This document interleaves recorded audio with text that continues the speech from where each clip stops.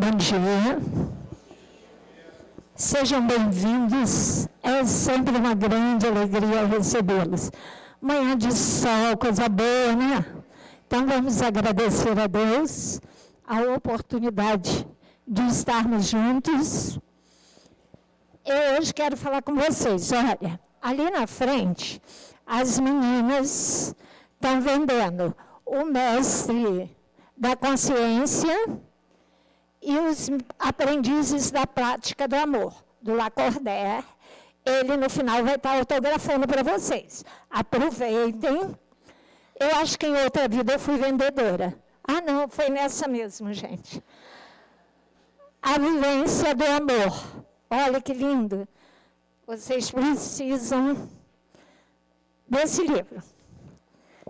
E ele vai estar autografando. Então, vamos aproveitar esse momento e fazer a nossa prece de abertura, pedindo a Jesus que nos ampare e nos ilumine, que a manhã de hoje seja de muito proveito para todos nós, que todos nós estejamos envolvidos com as energias desse ambiente, com as energias de que todos nós precisamos.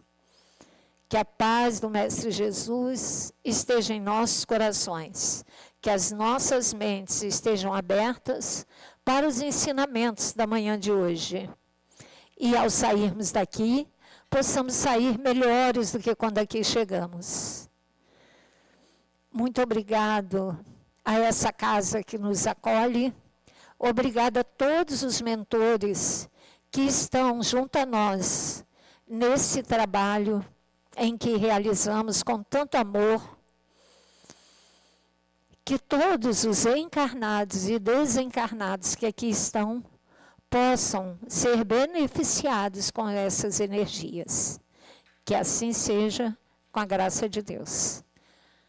Lacordaire é todo seu.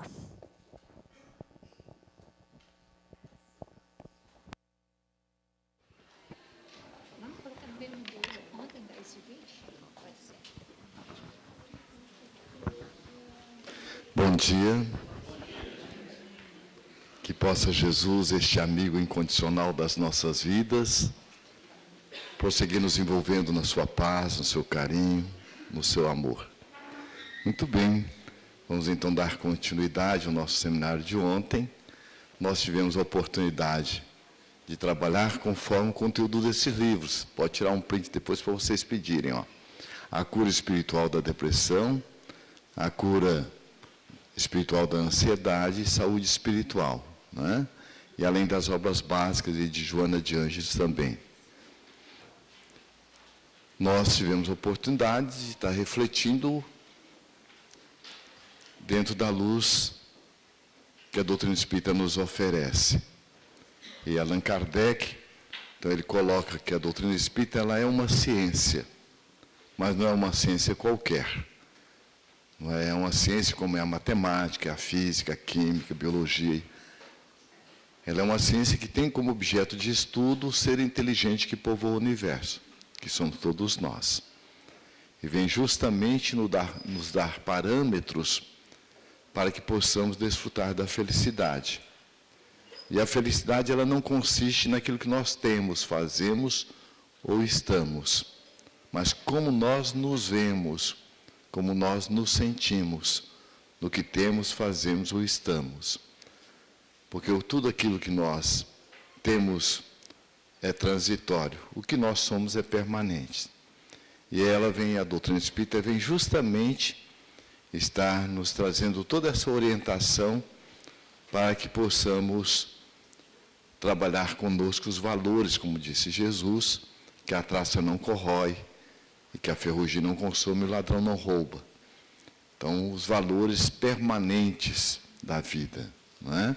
E a felicidade consiste justamente no desenvolvimento das virtudes.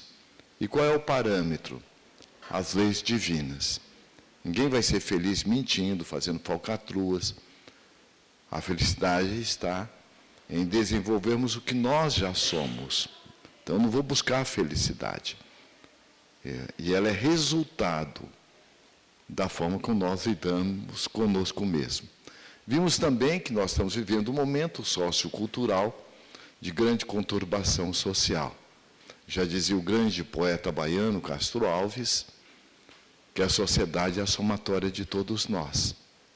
Mahatma Gandhi, ele diz, seja você a paz que você busca no mundo. O que mostra que o coletivo é a somatória de todos nós. Então, à medida que eu vou me autocuidando, me autovalorizando, me autorrespeitando, eu estou mudando a panorâmica do mundo. Já dizia também um grande pensador chinês, Confúcio, ninguém toca numa flor sem comunicar-se com as estrelas. Então, tamanho é o sincronismo que nós vivemos, não é? Então, nós estamos interligados profundamente. Tem um livro muito interessante, chama Técnicas de Viver, de Kelvin Van Dyne. A psicografia é de Valdo Vieira. E ele coloca numa das mensagens que quando nós estamos assistindo um filme, todos aqueles que estão assistindo aquele filme, naquele momento, nós formamos uma cadeia mental. Então, se for um filme deprimente, imagina como nós vamos ficar.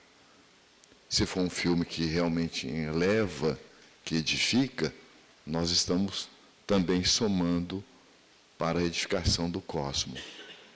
E tudo depende da sintonia que nós buscamos, porque a nossa mente, ela funciona por ondas mentais. Então, a mente funciona por associação, algo que eu associo com o outro, por comparação, por generalização e por eliminação. Por isso que Allan Kardec nos fala, no capítulo 27 e 28 do Evangelho segundo o Espiritismo, a importância da educação dos pensamentos. E mais ainda, Kardec nos ajuda a aprofundar o que hoje a neurociência está buscando estudar, o hábito da oração. E ele coloca algumas orações, não que a oração precisa de ter fórmula, mas às vezes nós estamos com a mente tão conturbada, né, que às vezes nós não conseguimos concatenar o raciocínio. Então ele coloca oração antes de dormir, oração diante de uma situação de perigo eminente, oração para um ente querido que acaba de nascer, que acaba de desencarnar, para que nós possamos, a partir daí, desenvolver um padrão de raciocínio amoroso, edificante, né, e bastante objetivo. Bom, nós vimos também como que se dá o processo da nossa enfermidade. A doença, ela é amiga ou inimiga? Amiga? Por que ela é amiga?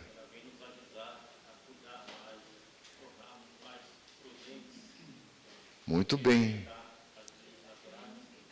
O convite é esse, né? Mas às vezes eu estou doente e estou revoltado. Não é? Então, a vejo como inimiga. Não é?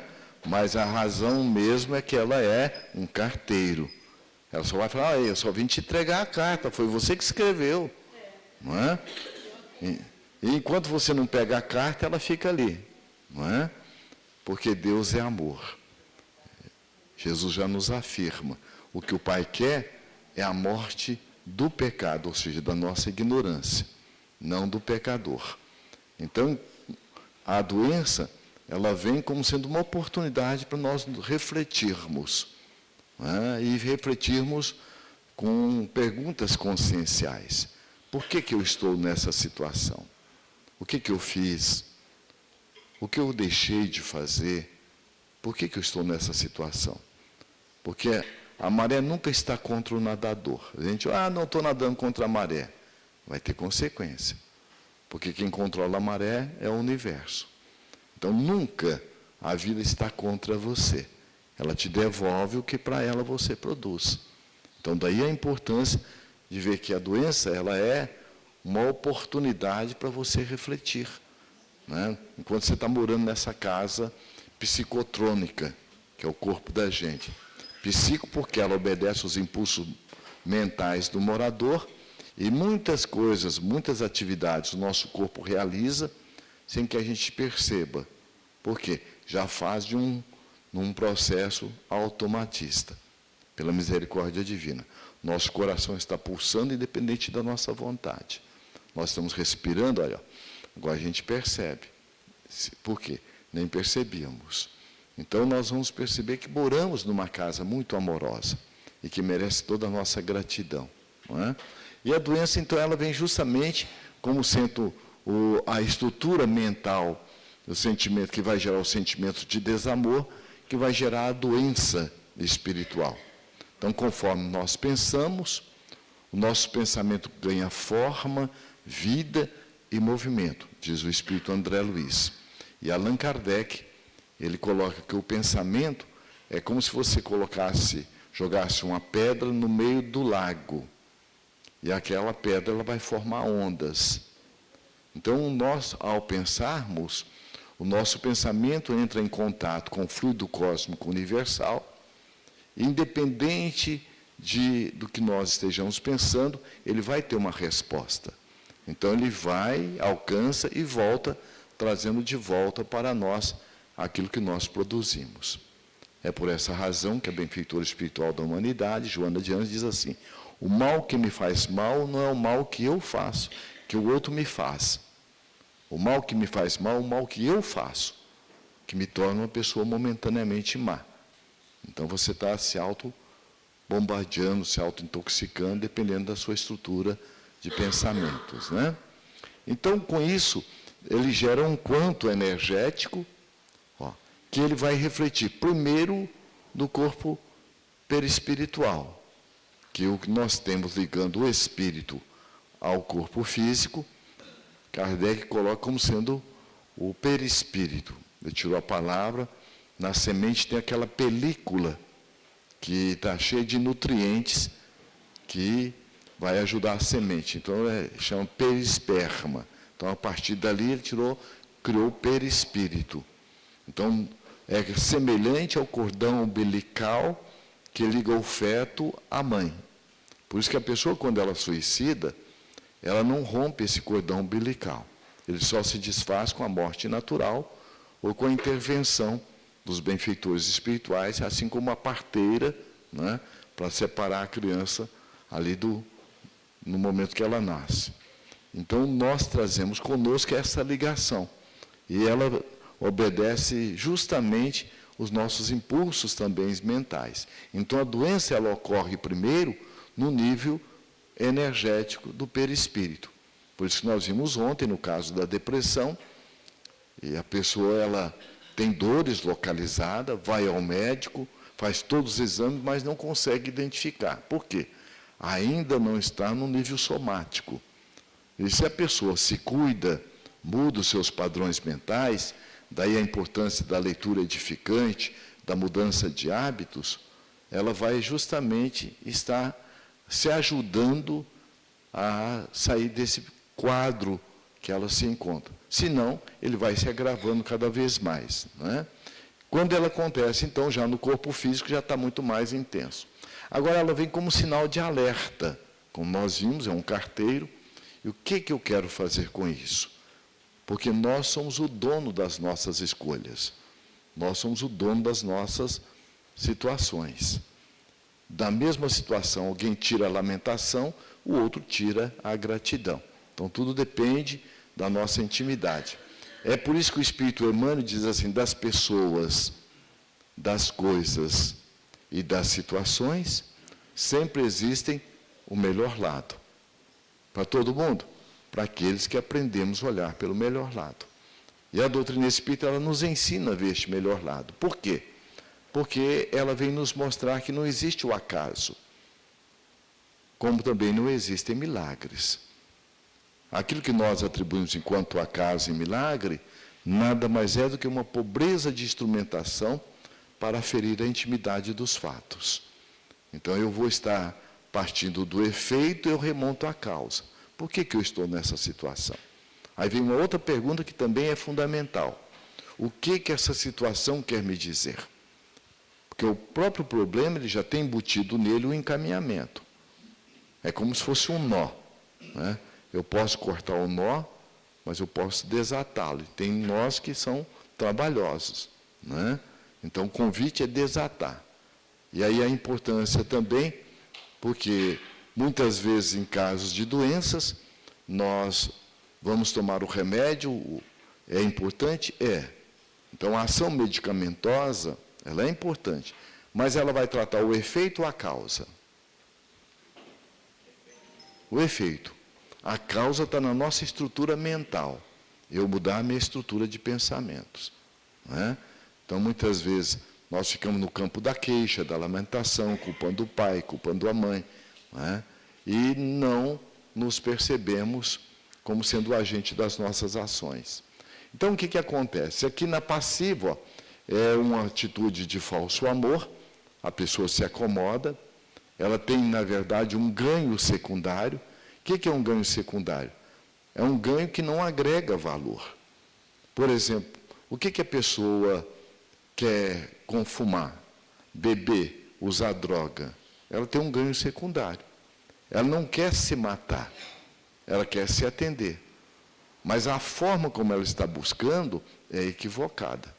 Por isso, na neurolinguística, nós aprendemos que toda ação, toda crença tem uma intenção positiva.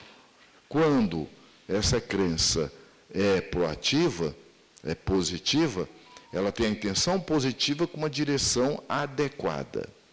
Quando é uma crença limitadora, ela tem uma intenção positiva com uma direção inadequada.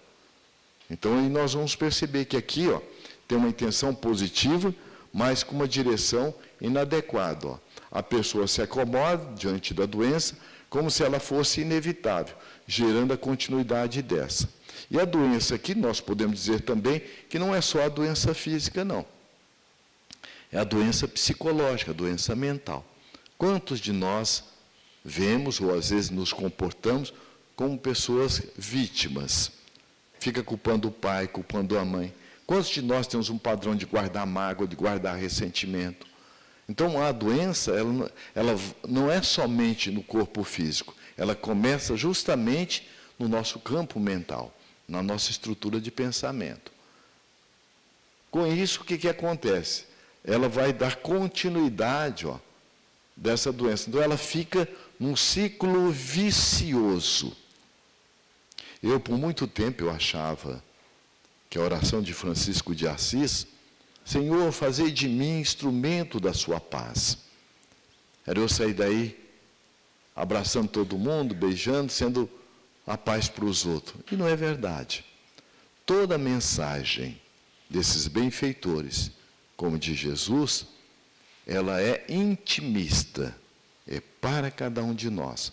Quem já se viu alguém dizendo assim, gente, quem devia estar nessa palestra aqui é o fulano. Não é? Gente, essa mensagem está tão boa que eu vou levar para o Beltrano. Mas só não nos damos conta que essa dor é minha. E eu não quero ver. Então, o outro, ele funciona também como espelho. Na psicologia, chama de projeção ou deslocamento. Aquela dor que é minha, que eu não quero ver, eu projeto no outro. Então, a oração de Francisco de Assis, ela é o ciclo virtuoso para que nós possamos nos trabalhar no nosso ciclo vicioso. Senhor, fazei de mim instrumento da sua paz. Você já viu alguém brigando consigo mesmo? Não é o nosso caso, né? Ninguém aqui faz isso, né? Não é? Eu tenho uma amiga que há uns anos atrás, trabalhávamos juntos, ela chegava de manhã e já falava assim, hoje eu estou de um jeito que se o caminhão do lixo passar, eu me jogo dentro. Falei, deixa eu sair de perto, logo de manhã, E cada dia uma página em branco, para que a gente possa escrever algo novo ou reescrever o que não ficou bem. Então, olha o padrão mental dela. A pessoa mais importante que Deus criou para nós, quem que é? Nós mesmos. E te deu para quem? Para mim mesmo. Fazer o quê? Te maltratar? Para cuidar. Ser feliz é consequência. Não é? Então, daí vamos observar que ele diz assim, onde houver ódio, que eu leve. Onde houver ofensa, que eu leve. Onde houver dúvida, que eu leve. Então veja, quem de nós já não fomos visitados pelo ódio, pela mágoa, pelo ressentimento? Então, no primeiro momento, ele nos mostra como fazer o autoatendimento. No segundo momento, ele nos mostra o aprendiz agora por gratidão, se colocando como um servidor amoroso. Fazer que eu procure mais consolar que ser consolado, amar que ser amado.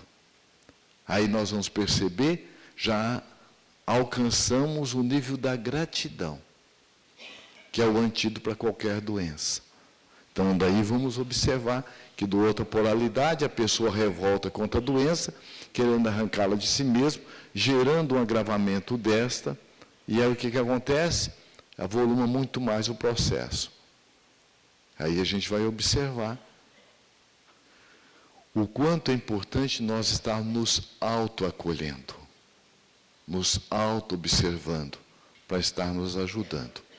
Tivemos a oportunidade de atender um advogado que estava com câncer e ele chegou justamente porque a esposa já não suportava mais, e ele chegou um momento dizendo assim: se eu não morrer dessa desgraça do câncer, e falou um outro palavrão, vou morrer desses remédios que eu estou tomando, principalmente, e falou o nome do remédio. Depois de um certo período, eu falei: traga essa caixa de remédio para a gente ver.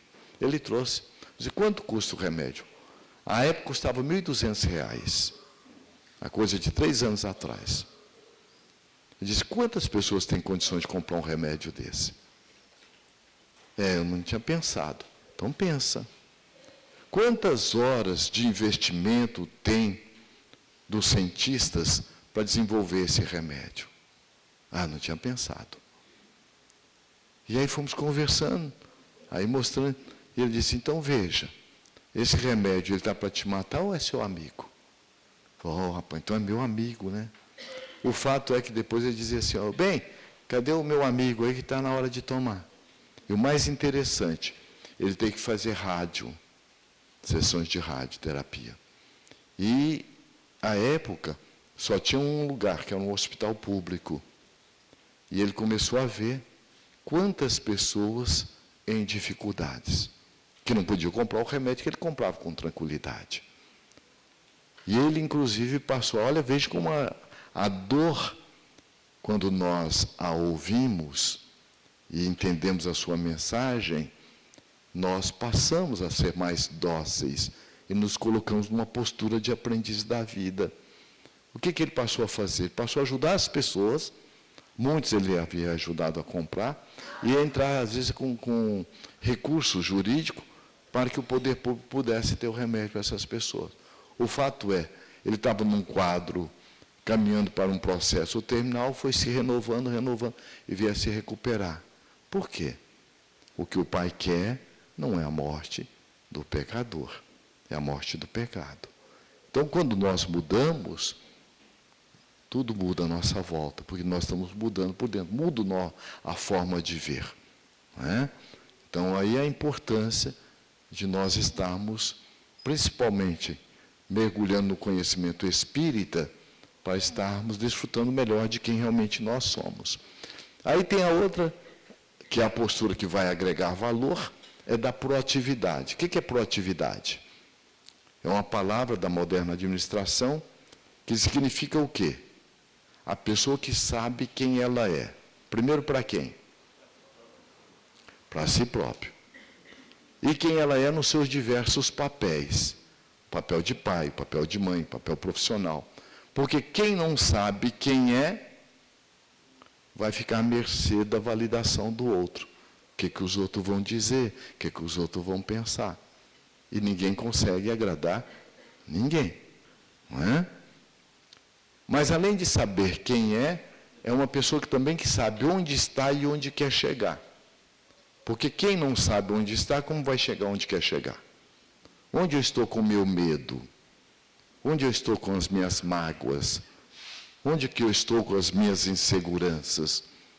Porque quanto mais eu percebo as minhas fragilidades, mais forte eu me torno, diz Carl Gustavo Jung. Agora, se eu a escamoteio Se eu jogo debaixo do tapete, o que acontece? Eu me enfraqueço. Por quê? Ela vai doer no momento inadequado e inibindo o nosso potencial criativo. Então, a pessoa, além de saber onde está e onde quer chegar, mais ainda, ela tem um projeto de vida. Porque eu posso aposentar profissionalmente, mas ninguém se aposenta da vida. Daí o espírito de solidariedade, de fraternidade. Não é? Então, na proatividade, olha lá, é uma atitude de profundo amor. A pessoa aceita o processo de doença como sinal de desequilíbrio, busca perceber o que gerou, para com isso se libertar dessa, através da identificação com os sentimentos essenciais. Como que eu substituo uma ideia ruim? Nós vimos ontem, né? Com uma ideia boa. E como é que eu sei qual que é a ideia boa? Acolhendo a ruim e analisando a ruim para saber o que eu ponho, não é verdade? Questão 919A do Livro dos Espíritos, Santo Agostinho, quando Kardec pergunta qual a forma, o meio prático, para que eu possa resistir ao mal e desenvolver o bem. Não é? Um sábio da antiguidade já vos disse, conheça a ti mesmo. Mas ele vai mais adiante, quando Kardec, ele traz de tal forma, bem minuciosa, as questões para que a gente possa colocar em prática. Mas como? De que forma? E aí o exemplo, já diz Emmanuel, ele arrasta, enquanto as palavras convencem. Não é? Eu posso dizer, meu filho não fuma, mas eu estou com cigarro no bolso. Meu filho, você já me viu fumando alguma vez? O que está acontecendo com você? Muda. Meu filho, por que você está gritando com a sua mãe? O senhor também grita. Meu filho, o que está acontecendo? Você está gritando com a sua mãe? Você está com alguma dificuldade? Você já me viu gritando alguma vez com ela? Muda ou não muda? Minha filha tinha o quê? Uns 7 anos, e quando eu estava a levá-la para a escola, junto com os outros irmãos, e ela foi no meio do caminho, pai, esqueci meu caderno de tarefa lá em casa. A gente sabe, né? Eu falei assim, parei o carro, você esqueceu mesmo ou você não fez a tarefa? Eu esqueci. Olha para mim. Você esqueceu? Eu vou voltar, eu vou buscar lá o caderno. Agora, se você não fez a tarefa, fala a verdade. Não, quer dizer, eu não fiz a tarefa. Eu disse para ela, menti nem de brincadeira. O fato que é uns 6 meses depois, eu estava no sofá, minha esposa chegou com os meus filhos da escola. Bem, você já almoçou? Eu disse, já. Aí ela olhou assim, está mentindo, está vendo? Não, mas foi ontem. Aí, de novo, menti nem de brincadeira. Então, veja que na nossa relação a gente vai absorvendo. Então, olha a importância que tem de nós estar buscando nos auto-perceber, primeiro conosco e também nas nossas relações. O outro tem um papel muito importante dentro dessa compreensão. O que eu ganho com isso? Eu vou ganhar justamente a saúde integral do corpo e do espírito. Saúde é manutenção. Certo? Porque você vai perceber que se eu negligenciar qualquer aspecto da minha vida, eu vou entrar em doença. Então é muito importante nós estarmos muito atentos. E é isso que Santo Agostinho coloca lá na questão 919A. Fazei como eu fazia, passava em revista todos os dias. Por quê? É um hábito. Se autocuidar é igual escovar dente. É hábito. Desenvolver o hábito da oração, o hábito da meditação, o hábito de se autoeducar na censura que fazemos aos outros, porque é a censura que eu faço comigo mesmo. Então, é um processo de profundo autoacolhimento. Ok? Alguma pergunta, gente? Fizemos um resumo, não fizemos? Muito bem. Aí nós vimos também, que aqui Joana Dias colocando, que a depressão, é resultado do desequilíbrio energético do corpo em razão da fragilidade emocional do espírito que o aciona. Então, fragilidade emocional está ligada ao quê? Estrutura de pensamentos. Não tem como nós deletarmos a nossa mente, mas tem como o quê? Reprogramar. E quem de nós não temos uma fragilidade emocional? E principalmente as fragilidades emocionais que aparecem na primeira e na segunda infância. Ninguém caiu de paraquedas com o pai, com a mãe que está, o caldo cultural onde está. Né? Eu venho de uma família de 14 irmãos. Morava numa cidade sudoeste de Goiás, onde se passava um carro na rua era novidade. Então imagina, o que o pobre faz com a roupa do mais velho? Estou vendo que já tem muita gente que colega aí, ó. Não é? Então eu torcia para que meu irmão mais velho crescesse logo e conservasse a roupa. Não é? O que faz com a comida do almoço que sobrou? Se sobra, né? E assim por diante. Não é? Mas tem outras fragilidades. Então tinha uma fragilidade, ontem inclusive eu contei, que tinha um vizinho lá, que era meu colega de capetagem, ele era o único filho, e a mãe dele chamava ele, você está me fazendo vergonha, você é o sol da minha vida. E eu tinha aquele negócio, minha mãe nunca nem me chamou de vagalume. Mas mais ainda, eu tinha uma carência muito grande, porque eu pensava assim, minha mãe não gosta de mim, porque ela nunca me abraçou. Aí eu fui um dia, eu falei assim, pois eu vou abraçar minha mãe. Eu fiquei olhando que momento que eu ia fazer isso. E o momento que era, a hora que ela estava fazendo o almoço. Imagina se ela deixasse a panela. Então eu cheguei por trás dela, deixei ali, só tinha uma porta mesmo que dava para o quintal. Quando eu abracei ela, o que é isso? Já estava lá no quintal. E eu programei, durante a semana. No terceiro dia, esse que é isso já mudou o jeito. E a criança sabe, né? O que é isso? E eu corria. Aí depois, meu filho, o que foi?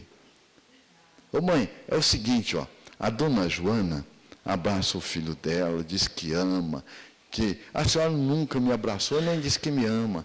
Não, abraçar eu já abracei. Mas eu abraçava até uma certa idade. Então nós vamos perceber que nossos pais, nossas mães deram o que eles tinham para dar. O amor é inegável. Só de nos deixar nascer é um profundo ato de amor. Porque eles foram consultados se aceitavam ou não a nossa vida. Aceitaram.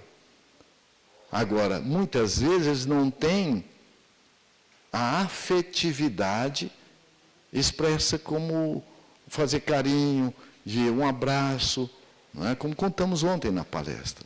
Não é? 14 já pensou? Olha aí, ó. Então, era um de olho, outro de molho, o outro já estava empurrando o outro, e aí não dá tempo para nada. Justamente, olha aí, ó. Né? Então, e ela foi e contou a história dela. Olha, realmente eu tenho dificuldade. E a gente vai perceber o quanto é importante nós cultivarmos a gratidão e a indulgência. Né? Ela foi dada para uma tia, a mãe, né? Para que ela pudesse estudar, por volta de 6, 7 anos, que já é a segunda infância da criança, que é quando a criança vai para a escola, ela entra nas relações fora da família, no criar. E ela foi e fez um coração na escola, Dia das Mães, foi dar para a tia também tinha uma criança ferida interna, né? Ela veio abraçar, que bobeira você me abraçar, não sou sua mãe. E rasgou o coraçãozinho. Então imagina o trauma que a criança ficou, não é? Então ela foi contar essa história, depois ela falou assim, mas você pode abraçar, eu gosto. O fato é que meus irmãos para baixo, todos são abraçadores, os outros se abraçam, parece múmia, aquele cabo de vassoura, não é?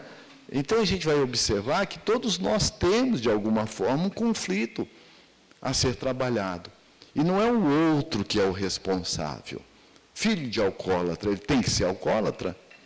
Não, porque eu posso reescrever a minha história. Filho de bandido tem que ser bandido? Não. E muitas vezes o espírito ele pediu para reencarnar naquele caldo sociocultural, socioafetivo, para o seu aprimoramento espiritual. Ninguém está onde está, com quem está, por acaso. É por isso que o Espírito Joana diz assim, floresça onde Deus te colocou. É isso mesmo.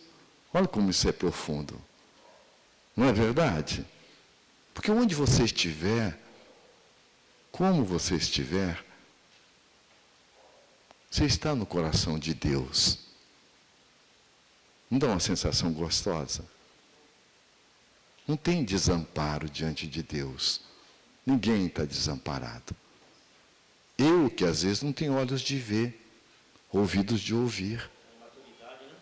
Maturidade psicológica e espiritual. Não é? Então, é o que Joana está dizendo, olha lá, ó, a depressão. Porque o que é depressão, em síntese? É como se a pessoa quisesse tomar banho na mesma água do rio 2 vezes. Tem jeito? Não tem? Tem? Por que não tem? Ela pode tomar banho no mesmo rio, não na mesma água. Não é verdade? Então, nada vai nos acontecer que não seja para o nosso aprendizado. Dentro da gente não tem mapa de derrota. Dentro de nós tem fatos. A forma como eu os vejo é que me leva a me sentir capaz ou não, feliz ou não. E é o que ela está dizendo, olha lá. Então é um desequilíbrio energético do corpo em razão da fragilidade emocional. Mesmo que nós não queiramos, eu posso ser muito bem sucedido no campo dos negócios, mas no campo emocional afetivo, eu tenho alguns aspectos que eu fico patinando. E se eu não me acolho, não me dou atenção, o que acontece? Eu fico muitas vezes deixando de desfrutar o que a vida está me oferecendo. Tivemos a oportunidade de atender um senhor, advogado, e ele chegou dizendo, olha, eu estou aqui porque minha esposa e meus filhos já não me suportam mais e me deram um ultimato. Eu sou uma pessoa que eu tenho tudo que o dinheiro pode comprar. Eu tenho um avião que me leva uma vez por semana em cada capital. Eu sou da área do direito e tudo que eu tenho foi o direito que me deu, mas eu não gosto do direito. Ó, sem gostar, olha que ele teve. Eu fiz direito, fiz por causa do meu pai. E também não sou feliz no casamento. Eu estou há 30 anos casado, mas não sou feliz no casamento. E, conversando depois, eu perguntei para ele, escuta, você disse que não gosta do direito, fez por causa do seu pai. Foi. Que idade você tinha? 17 anos. Se você não fosse fazer direito, o que você faria? Não, eu não sabia. Então, você fez por causa do seu pai ou seu pai te deu uma sugestão? Eu não parei para pensar assim. Então, se já está parado, pode pensar. Aí eu perguntei, foi seu pai que fez o vestibular para você? É seu pai que fazia as provas?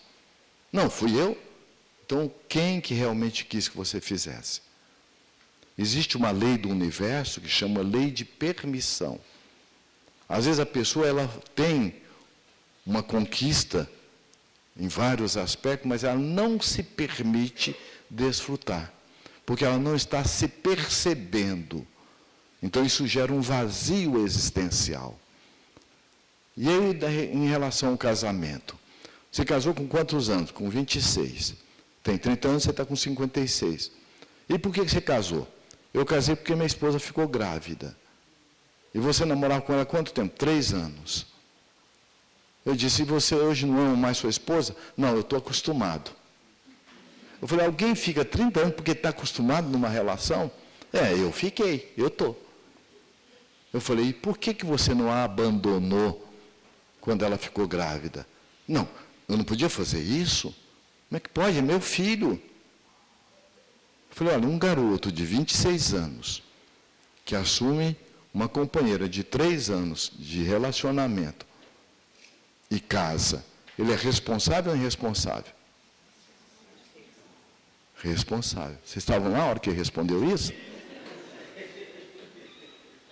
Então, eu fui e disse para ele, o que está acontecendo com você? Você não se percebe. Você não está acessando a lei de permissão. O fato é que, 3 anos depois, eu estou no supermercado, com a minha esposa. Olá, tudo bem? Você lembra de mim?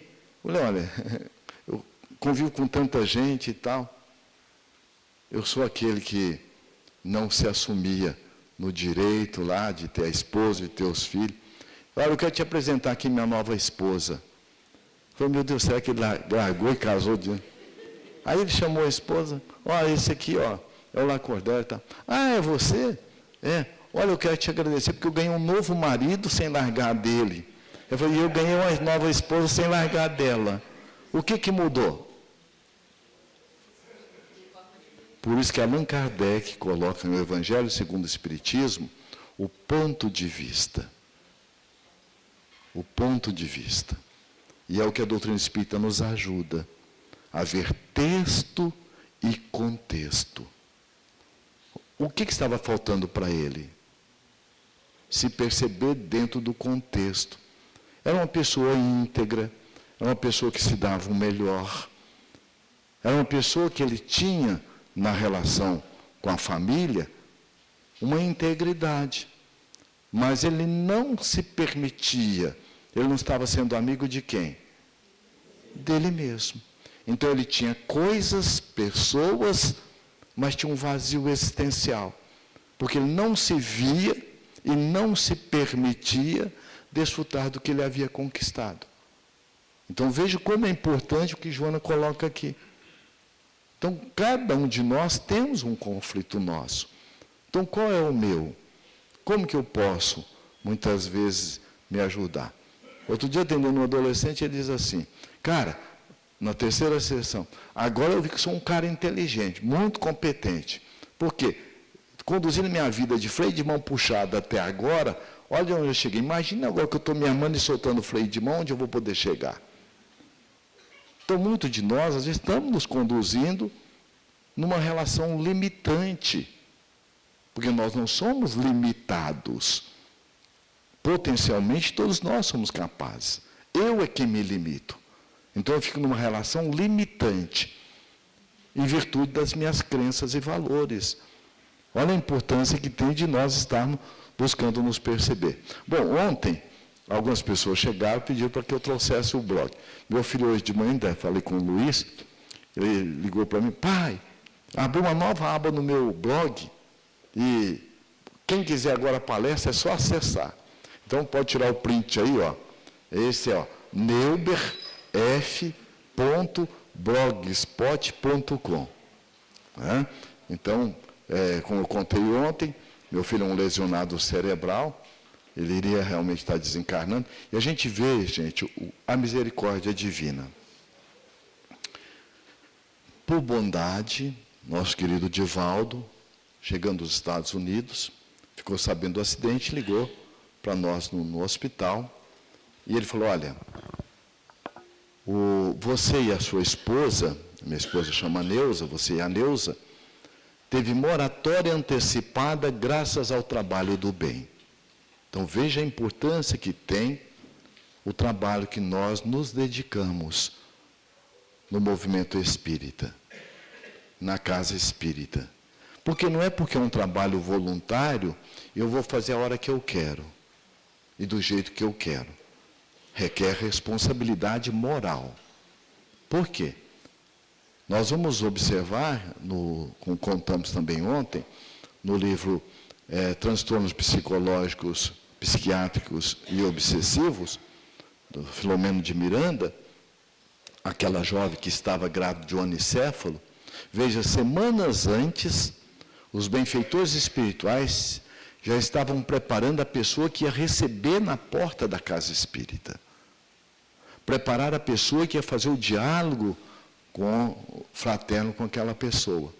Então imagina um momento que você vai ser como aplicador do passe.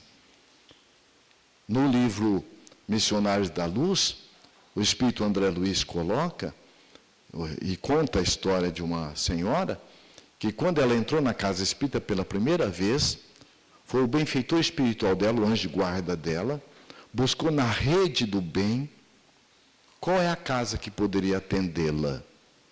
E ele então intuiu que ela fosse até aquela casa. E naquele momento, quando ela adentra a sala de passe, ela já tinha no mundo espiritual toda uma ficha catalogada pelas equipes espirituais. E no momento em que ela vai tomar o passe, o benfeitor espiritual detecta, ela estava grávida, no líquido amniótico, miasmas psíquicos de espíritos tormentosos, querendo levá-la ao aborto ou ao espírito reencarnante. E ele então dizendo, essa alma querida, ela tem uma fé convicta, que ela, além de aurir na oração o conforto moral e espiritual, ela consegue estar aurindo os alimentos pela deficiência da alimentação física. Olha a misericórdia divina. Por isso que João diz, Deus é amor. E diz mais, naquele momento, esses espíritos serão atendidos e nós vamos atendê-la. No momento do passe, utilizando o ectoplasma do médium aplicador de passe, que agora já não é mais passista, que passista é de escola de samba, né? Então, aplicador de passe. E eles tiraram, alijaram do líquido amniótico aqueles miasmas psíquicos e já conduziu para que ela pudesse expelir pelo aparelho urinário. E saiu dali já com uma ajuda espiritual, uma equipe para prosseguir, auxiliando numa cirurgia espiritual. Então veja que dos espíritos, os espíritos cuidam. Qual que é a nossa responsabilidade? Qual que é mais importante? O papel da casa espírita? Cuidar dos encarnados ou dos desencarnados? Hã? Ambos. Qual que é o mais importante? Hã? Vocês estão certos disso? É dos encarnados?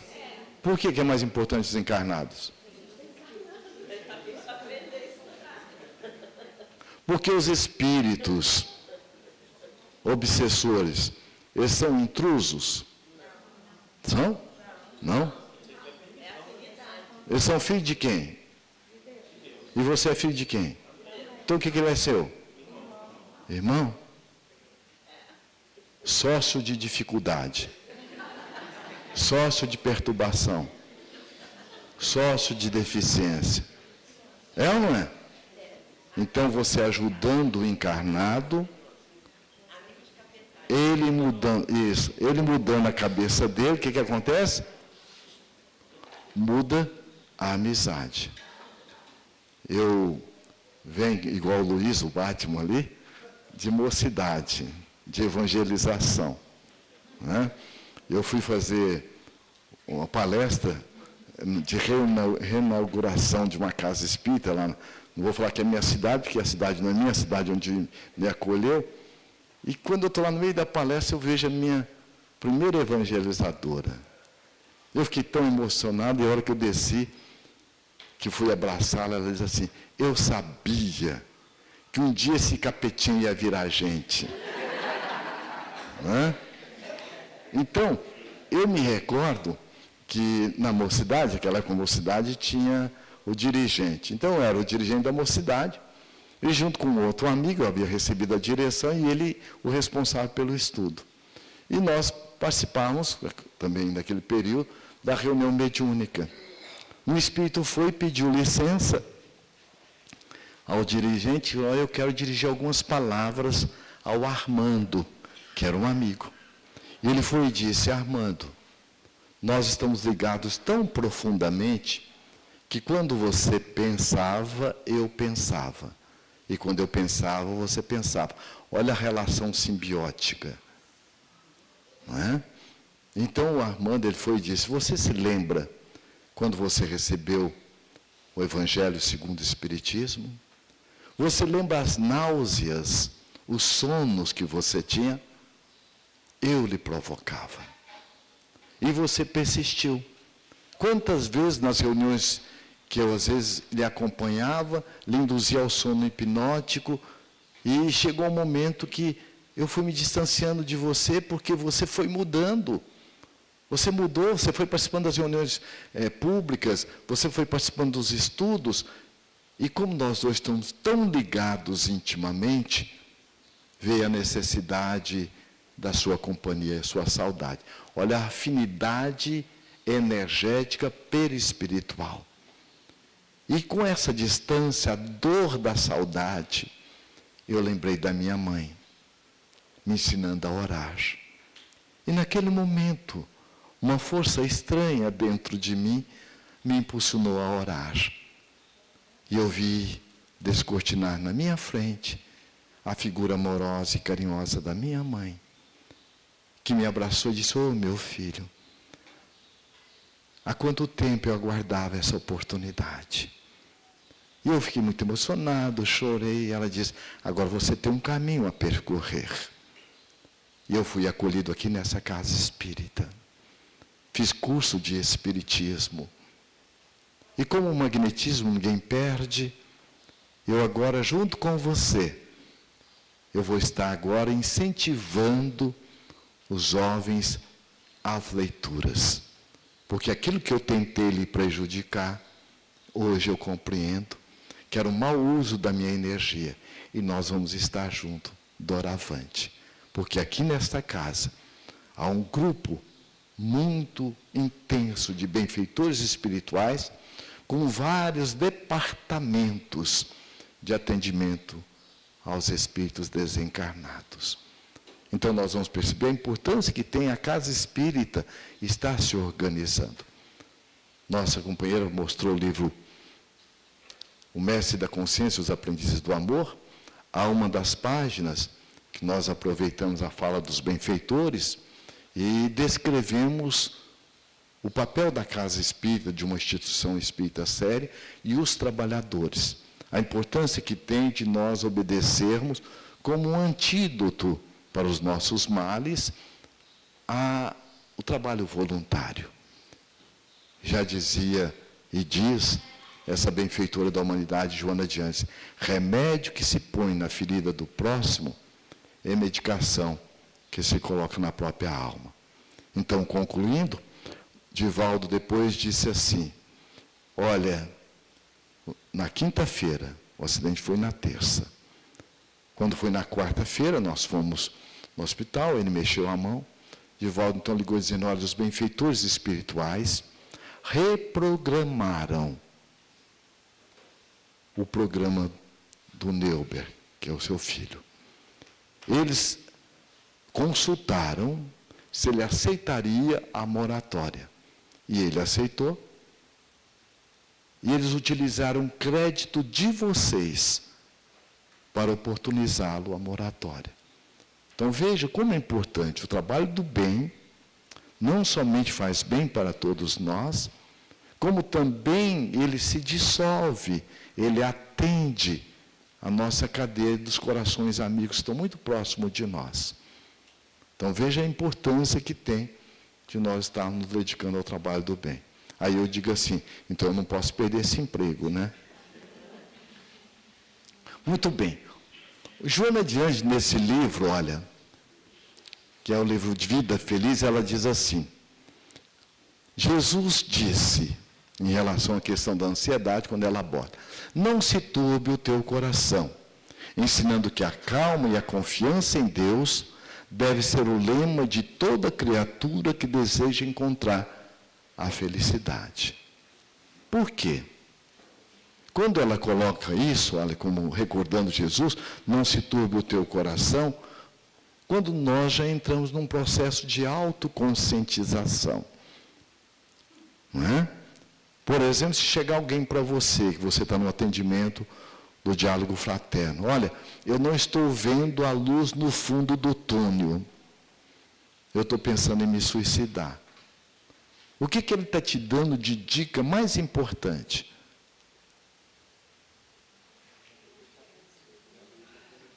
Ele sabe que tem uma luz no fundo do túnel. Está vendo? Então, todos nós sabemos que existe uma luz nos convidando a permitir que ela possa brilhar. Joana de Ângeles, ela diz assim: há um sol dentro de ti, aguardando a oportunidade para se revelar. Que sol que é esse? O que disse Jesus? Que brilhe a vossa luz, vós sois deuses. A todo momento, Jesus nos convida a trabalhar conosco a nossa autoidentidade. a nossa filiação divina. Então, se eu tenho certeza, eu vou ter medo, eu vou ter insegurança, mas eu me acolho no meu medo, na minha insegurança, e persisto, e continuo no trabalho. Porque haja o que houver, jamais abandonemos o trabalho. Porque Jesus disse, o Pai trabalha incessantemente, e eu trabalho com Ele. Então o trabalho é mais importante para quem está trabalhando. Certo? Muito bem, eu vou fazer uma pergunta aqui. Quem trabalha aqui para Jesus, levanta a mão. Muito bem, está todo mundo desempregado. Está vendo? Eu fui fazer um seminário lá em Ji-Paraná. Um garotinho falou assim, tio, uns 8 anos, eu até tenho coisa que eu não entendo bem que o senhor fala não, mas eu gosto das suas pegadinhas. Né? Então nós trabalhamos para Jesus ou com Jesus? Então quem trabalha com Jesus, levanta a mão. Está todo mundo já contratado. Viu a diferença? Porque Jesus ele não precisa do nosso trabalho. Por quê? Ele não precisa da nossa atitude para que ele evolua. Tem diferença? Sou eu quem preciso deste trabalho e eu trabalho com Jesus.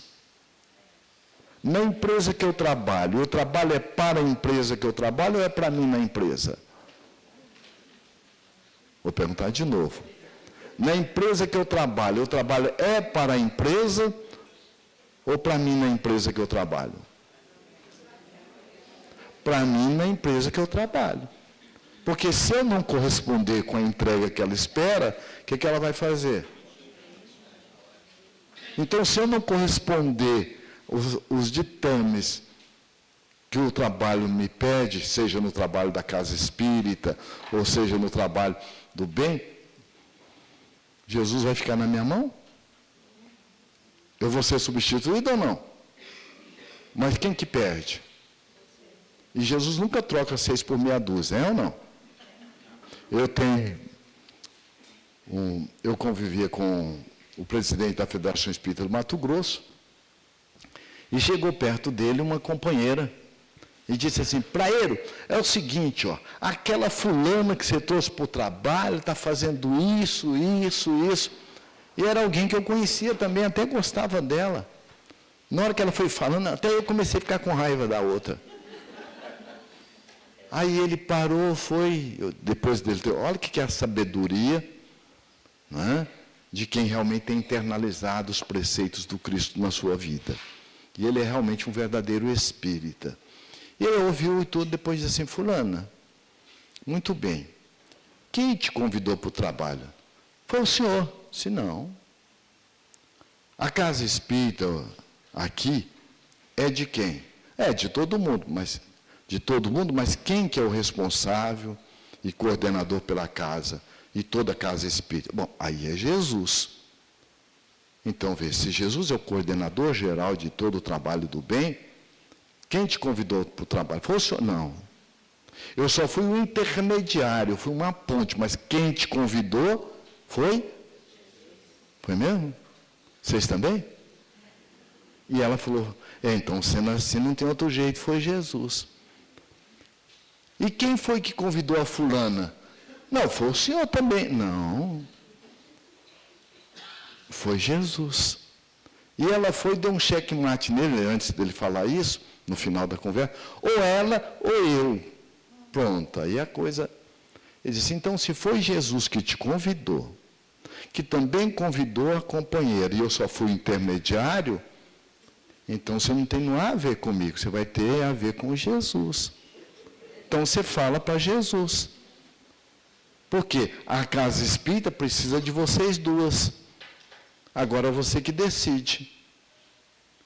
Olha o que é visão global para uma ação focal. Quando eu me vejo enquanto espírito imortal, filho de Deus, aprendiz da vida, eu tenho uma leitura de quem eu sou dentro do cosmos, mas também da minha pequenez diante da grande oportunidade que a vida nos oferece. Isso é humildade.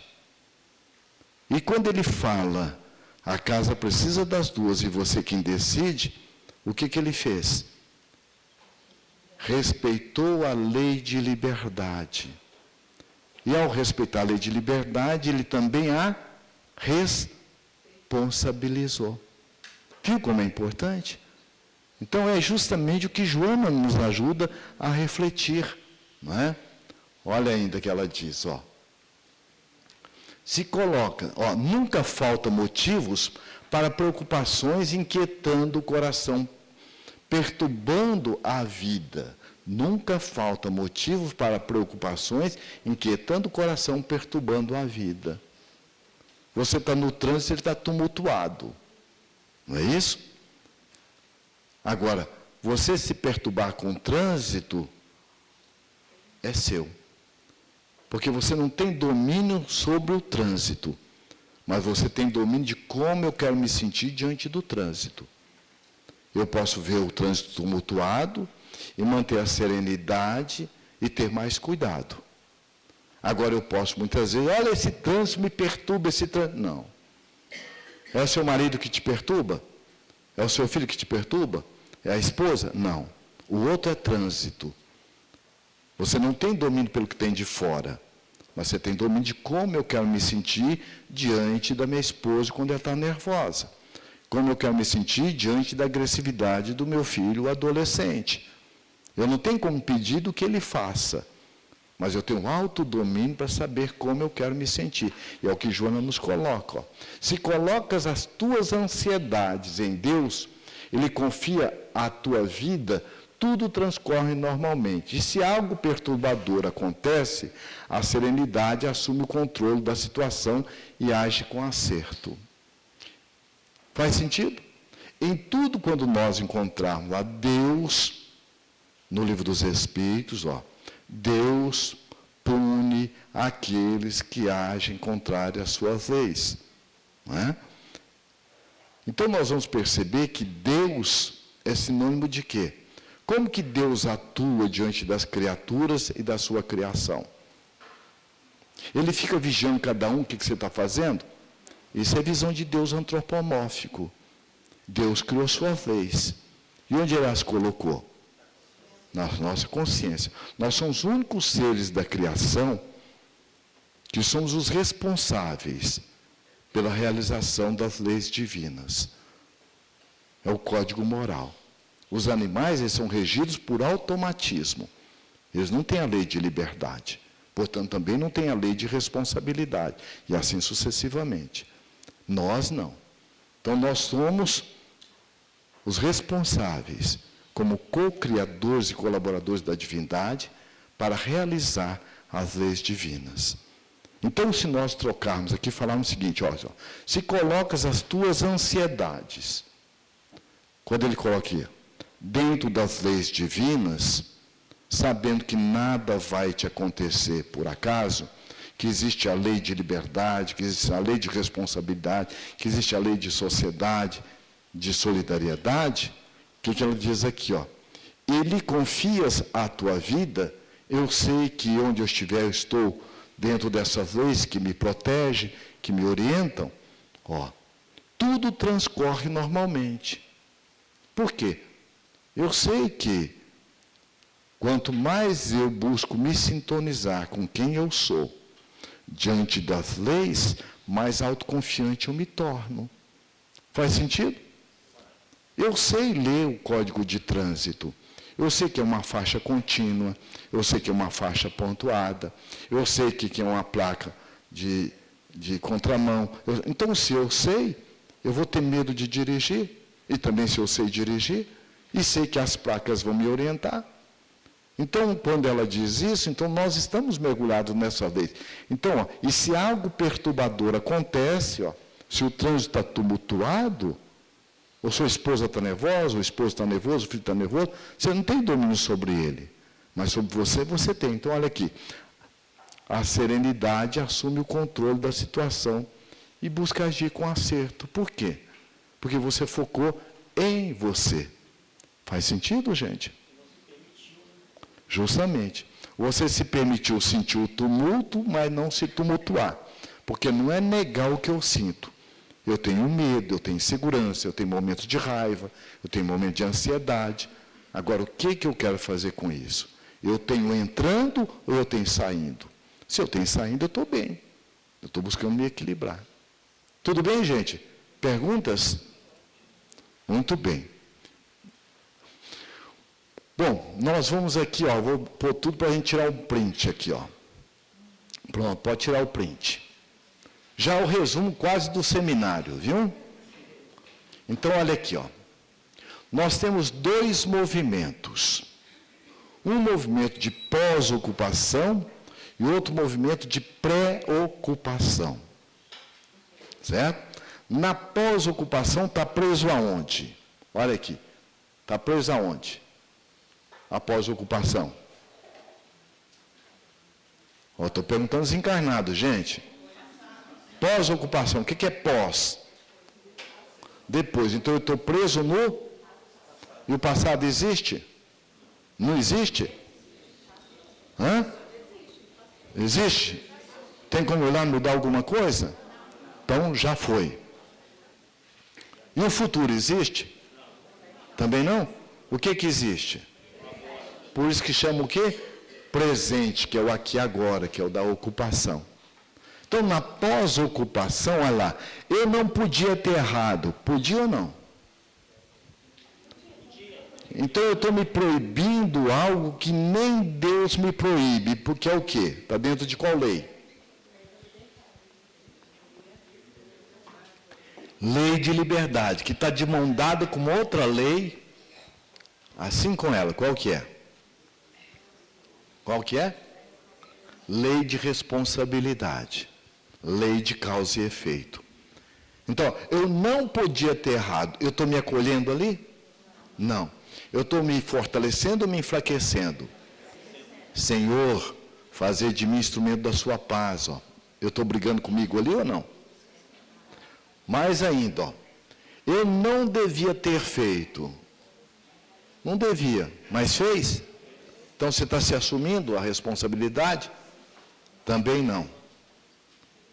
Você tinha a cabeça que você tem hoje lá atrás? Quanta gente ouve assim, se eu tivesse a cabeça que eu tenho hoje, há 20 anos atrás, fazia tudo diferente. Fazia? Fazia as mesmas besteiras. Por quê? Porque hoje eu só estou mais maduro graças a isso. Dentro da gente não tem mapa de derrota, tem fatos. Então, o nosso convite é transformar as experiências desafios, que são as experiências dolorosas, em experiência aprendizado. E uma vez que eu aprendi, agora eu vou transformar em experiência exitosa. Eu já sei como fazer. E tudo é treino. Por que Jesus disse, quando Pedro perguntou, Senhor, quantas vezes eu devo perdoar meu irmão? O que Jesus falou? Dá quanto isso aí? Dá bastante, né? Está vendo? Aí mais ainda, em outra palavra, o que Jesus falou? Pedro, toda virtude é treino. Quantas vezes for necessário. É igual você, o ourive fazer um anel. Ele faz um anel de uma hora para outra? Não. Ele vai moldando. Então, o nosso anel com Deus é o desenvolvimento das leis dentro de nós. A gente vai moldando a cada instante. Então, não é problema você errar. Agora, o que eu quero fazer com o que eu errei? Então, eu vejo, ó. Aí, ó, eu deveria ter agido de forma diferente. Ok, deveria, mas você sabia como fazer? Então, eu fico cobrando algo de mim que eu ainda não desenvolvi. O que acontece? Eu fico remoendo o erro incessantemente num processo de autocobrança. O que acontece? Culpa, ansiedade, angústia, pessimismo. E quem tem o padrão da pós-ocupação tem também da pré-ocupação. Então nós ficamos numa relação pendular. A resposta está aí, não está? Nessa relação pendular, eu pego as cores sombrias do passado e eu pinto o futuro. Olha aqui, ó. Na preocupação. Eu tenho que manter tudo sob controle. Tá, você tem que manter o trânsito tudo sob controle. Você consegue? O outro é trânsito. As coisas de fora é trânsito. Como é que você vai manter tudo sob controle? Quem é que tem o controle de tudo? Então você está concorrendo com quem? Então percebe que aqui é uma prepotência? Eu não estou reconhecendo a minha pequenez? Mas, e se der errado como da outra vez, E se acontecer o problema de novo? Como nós falamos ontem lá do limão, não é? Então eu estou focado no que eu quero ou no que eu não quero? Aqui. Olha, eu não quero ficar nervoso ao telefone. Que jeito que vocês estão me vendo? Agora, olha como que é interessante. Toda mudança, ela deve ser feita no positivo, no que eu quero, e centrado em mim. Qual que é a única cabeça que eu mando? A minha. Olha, eu não quero que a minha esposa brigue comigo. E se ela quiser brigar? Como é que eu faria? Eu quero ficar calmo, sereno, quando meu filho chegar nervoso, minha esposa chegar nervosa. Olha a diferença. Então, eu não quero ficar nervoso ao telefone. Eu quero me manter cada vez mais calmo ao telefone. Muda ou não muda? Eu não quero que vocês pensem no que eu vou falar, tudo bem? Eu estou proibindo vocês de pensar. Eu não quero que vocês pensem em uma laranja. Eu quero que vocês pensem num mamão. Põe uma bananinha também, pronto. Já tem gente fazendo vitamina aí, Está vendo? Então, não tem como você não pensar. Você foi criado para pensar. Agora, o que eu quero fazer com o que eu estou pensando? Isso é muito importante. E aí nós vamos perceber o que isso acontece. Uma ansiedade e medo do futuro, porque eu vejo aquilo acontecendo. Olha o que vai acontecer, como é que vai ser, o que vai estar... Pessimismo, insegurança, angústia, medo e ansiedade. Nossa, e se der um branco na hora da prova, o que eu vou fazer? E na hora da prova, eu já fico dando branco. Aí, às vezes, naquela hora, eu deixo a desejar, porque eu programei meu cérebro para isso. Então, a importância que tem, e é isso que Jonas mesmo coloca, então é importante eu me colocar diante das leis. Eu estou me dando o melhor. Portanto, o que acontecer, eu vejo na hora que eu faço. Então, é isso aqui, é ocupação. Quando Jesus coloca justamente, a cada dia basta o seu próprio fardo. Isso é autoconfiança. É irresponsabilidade? Não. Porque eu estou confiando naquilo que eu tenho domínio. No que eu tenho domínio, eu não tenho como mexer. Então, veja, o que posso fazer agora para resolver este problema? O que eu posso fazer? Como que eu posso agir? O que posso fazer para aprender com esse erro? Então, o que é o erro? Diz o Espírito Joana adiante, o erro é uma experiência nos convidando a nos acolher, refletir e fazer de forma diferente. Deus é tão bom que até os nossos erros não são de jogar fora. Nós temos aqui na base do crânio o cerebelo. A criança, quando cai, para o cerebelo aquilo não é um tombo, é uma tentativa de andar, de equilibrar. Você vai jogar uma pedra numa manga, você errou feio. Para o seu cerebelo você não errou, você deu para ele duas referências, como funciona o GPS. A próxima vez ele vai jogar a pedra, quase acertou, porque ele deixou o passado passar, aquela pedra que você jogou, e pegou a segunda referência para chegar até você acertar. Então, dentro de nós, não existem erros, existem experiências. Olha o que o Emmanuel nos coloca. O que Deus anota na nossa vida não são os nossos erros, e sim o que nós aprendemos com eles. Como é importante. Então, aqui, eu começo a mudar. Qual a melhor forma de atuar nesta atividade futura? Por quê? Se é um padrão que eu tenho, esse padrão ele vai e ele volta. E ele é cíclico. A gente vai perceber que padrão é uma coisa que às vezes você vai levar uma encarnação trabalhando. Tem uma pergunta que diz assim: do que você faz, do que você pensa, o que é seu? O que é copiado de pessoas e de situações?